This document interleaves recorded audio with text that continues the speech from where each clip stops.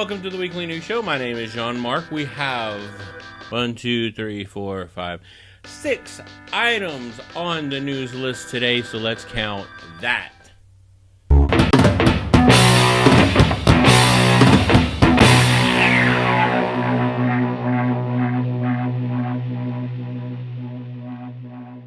Number 1, Anthem, the game that is coming out by EA, is being delayed till 2019.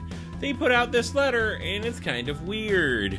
The company denies a report in video game site Kotaku earlier this month, claiming the change is due to development being behind schedule on the game. Instead, EA is planning to release the new Battlefield game in October. It determined that Anthem, the new intellectual property, would get more attention if it came out in a quieter quarter. It's not delayed, said EA's financial backer Blake Johnson said. People are trying to create a story. Well, why is he being like this? Why is he all butthurt about some people just throwing out conjecture about what's wrong with the game? Even if it was delayed, who cares? In the video game industry, any delay is good for the developers. It gives them more time to put more polish on the game. They're like, no, we're just pushing another quarter because it's emptier. Maybe that's good, but it also gives the people that have been working on the game more time to polish it, maybe add in a new mode. That's great. I don't know why they're so butthurt about this. It's ridiculous. Number 2, EA also is defending its games that came out, showing a chart that shows that EA is actually, its stock or whatever has gone up. Okay, that's cool, but they said that because the sales of Battlefront 2 were so bad, they're gonna make it have loot boxes again. So everyone's cries of desperation to get that gone from the game went into a vacuum, which EA pretended they did not hear. So cool, EA. Number 3, there's a rumor going around that Microsoft wants to buy EA, Valve, and PUBG. This would be an interesting move by Microsoft. Some people think that Microsoft should stop making consoles and just make content, kind of go the way of Sega Genesis or the Sega company. And that's just a lot of people on the Nintendo and I think PlayStation fanboy side. Xbox does a dedicated amount of people that are playing that system and who are in love with it. I love the 360. It was such a good system. I love the controller for it. It is great. I would love to see how Microsoft bounces back from this generation, how they plan on beating PlayStation, because PlayStation got a huge mind share because PlayStation fubbed it up with the PS3. You know, you look at PS3 like, it was an okay system. It just had so many stumbling blocks. The same thing with Xbox One. So next year, or next generation, is going to be very interesting to see how both companies handle the next-gen console, and looking at what Nintendo is doing and wondering if maybe they need to try something different or just do more of the same, but I guess we'll see. Number 4, Norman Reedus went on an interview and he was kind of confused himself about what Death Stranding is all about, and he talked about what he knew, but what he knew was very weird. And he is quoted as saying, "The concept is so mind-blowing because it's not like kill everybody and win the game. It's a connecting thing. It's like the opposite. It's so ahead of its time. There are elements of social media in it. And the idea is that so many games are, and so many parts of millennial culture are being alone in a room. And you lose contact, physical contact with people. This is after that, and they're reestablishing a physical contact. It's super, super interesting. So we'll see what that. So like we gotta hold hands while playing this game. We're gonna have tubes that connect to other people playing this game. Social media. Norman Reedus? Walking Dead has gotten stale recently? Number 5, the new Final Fantasy game Dissidia is coming out, and apparently in order to unlock the story mode you have to actually do the like 2-player versus battle first, or the 1-player versus battle. basically you have to fight in order to earn the story mode instead of the other way around. Instead of doing the story mode to unlock fighters, you have to unlock the story mode while fighting. So that's interesting. At first I was kind of upset about it, but I was like, that's an interesting idea, and I'd actually like to see the way it plays out. And I also found out that this is a 3v3 game as well. So I don't know how that would work, but especially with these kind of open arena fighting other people's situations that this game finds itself in, I think is new and different, and I think they're trying something new with a very vague fighting game that only some people like, and my brother David really likes it, so we'll see if it's any good. Number 6, if you are a Nintendo fan, this will be great news for you. Nintendo's profits are up 261%. That's crazy talk. That's awesome. I mean, it doesn't surprise me. The Switch is selling so well. There's so many games selling very well on it, and I'm actually happy for them. I want some really good Nintendo games, and I hope that comes more and more. We have 10 items on most people's favorite part of the show, games that come out this way.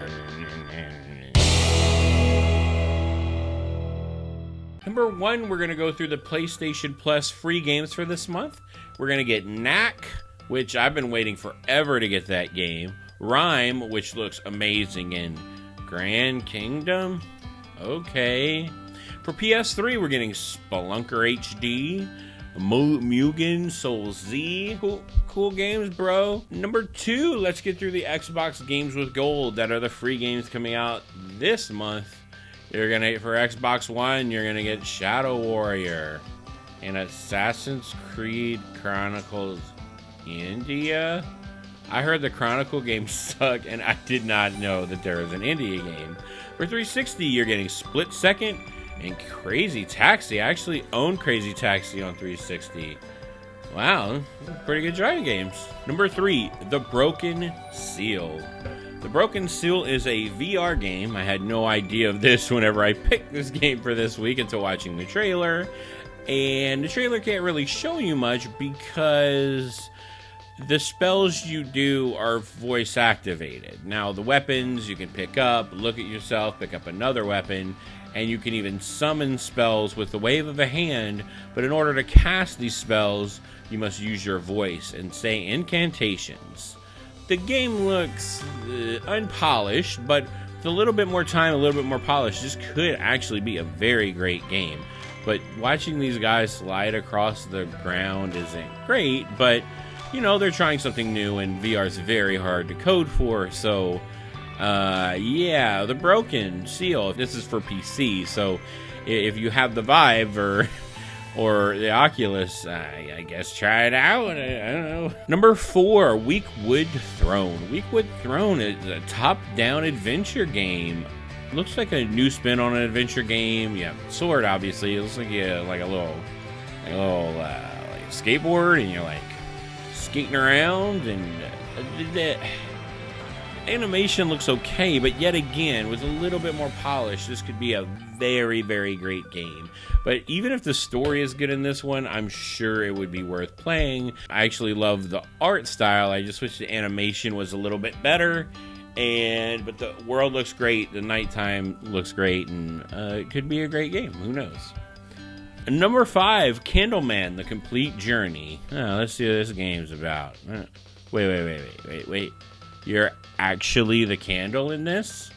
Was not expecting you to be the candle man. I thought you'd be someone carrying a candle, and if the candle goes out, monsters come at you, so you have to light it. I thought it'd be a first-person thing, but no, this is a platformer, not necessarily side-scroller all of the time, but actually looks very fun and very deep, and this is also out for Steam, so I don't know, it actually looks like a solidly good game.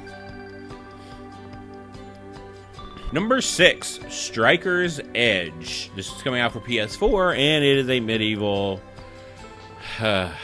dodgeball game where you're trying to get each other. I mean, it does look fast-paced and different, and it actually looks not halfway bad, but I've never heard or seen people get too crazy over these dodgeball games. Like, no one I know. I mean, I could be wrong, but yeah. So if you want to play in medieval times and dodgeball like a fiend, this is the game for you. Number 7, Wolverblade. I didn't know what to expect from this game, but it's a side-scrolling game where you kill a lot of people.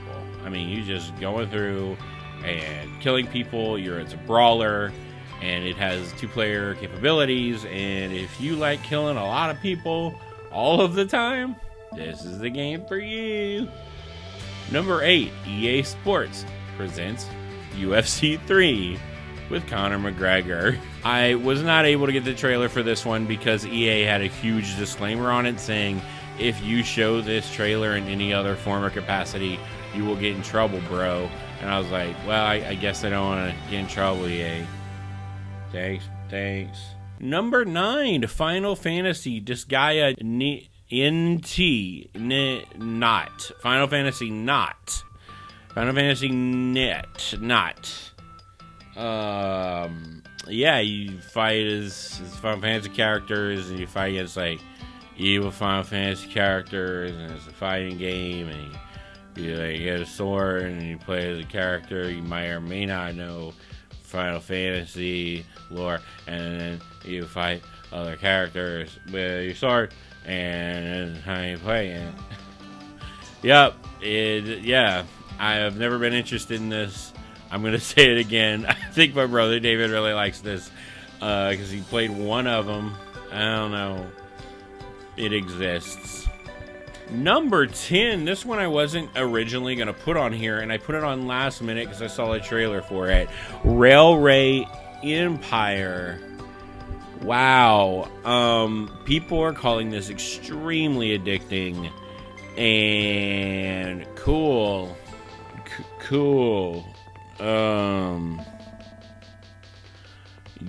You don't just make trains, you're also building the economy of the towns, which makes the train make more money, and the addicting part is getting the schedule right and getting supplies to certain townspeople and going through these deep systems and building the tracks early part of it. So like, I don't know, with these deep systems, it actually sounds pretty cool. This is also coming out for PlayStation. Thank you for watching the Weekly News Show. My name is Sean Mark. Please hit the like, subscribe on what you see. And that was all of the news. Now do whatever you want with it and tell your friends.